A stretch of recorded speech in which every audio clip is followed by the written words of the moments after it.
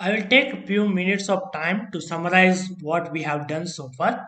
First, we connected a data here. Okay, we connected a data into the working directory. Then we created one Python file, EDA. Then we imported all the libraries. Then we connected a data. Then we checked like basic things about the data. Then we have been checked about like null values to do the feature engineering. Once we have been categorized the null values, we have been filled that null values with the appropriate values. Okay, once we done with that feature engineering, then again one more step in a feature engineering is dividing a data into different category. We have done that: qualitative, quantitative, continuous, discrete, year. Then we started analyzing a continuous data, like continuous data with distributions, skewness, outliers, kurtosis, descriptive statistics. Okay, all these things we have done. Once we're done with that, then we move to the next topic, like continuous data, discrete data. If you have, how influence we check.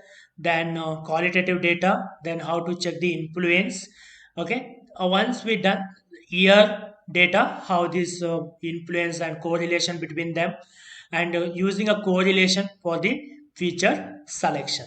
And the selected data we clubbed separately, and we have been exported that into a CSV file separately for to submit this one to the person who is doing a model, like strategist who is doing on that, right? So this will be the entire process of the exploratory data analysis. Any business analyst has to do this one. Okay, model building will comes under the data scientist role. So though they will be building a model based on the final data you have been given, and the report you have been given on this particular data. You have to write all the things, like whatever the observation you have done each time. When I say, like, which is influencing, which what kind of data is missing, like what are the columns we have, continuous column how much we have, all this report you need to give. And you can take this chart also, and you can attach with that report. Okay, this is the all about exploratory data analysis. Any business analyst will do. Okay, this is the one case I have taken, and I have been explained all the steps and process there in a exploratory data analysis. In coming videos, okay, we will try to cover up with the one more topic called as a data mining. Okay, we say data mining, or we say web scraping. Web scraping is nothing but auto scraper. One tool is that from the website we seen, we website table if you have, we can take. But if you have a values in a website, just those values you would like to take, then web scraping technique we need to use. That one you will learn here in a second, this one.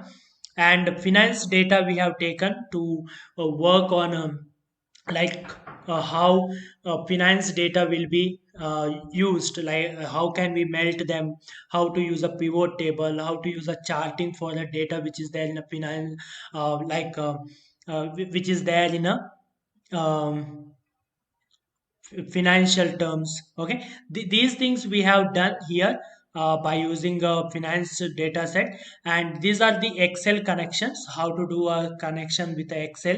Also we have been learned that. Okay, how to like this is a later course, we have been extracted a data. Okay, by using that website link which is given in this case, we used that, and we have been extracted a data later course for analyzing that in a excel again.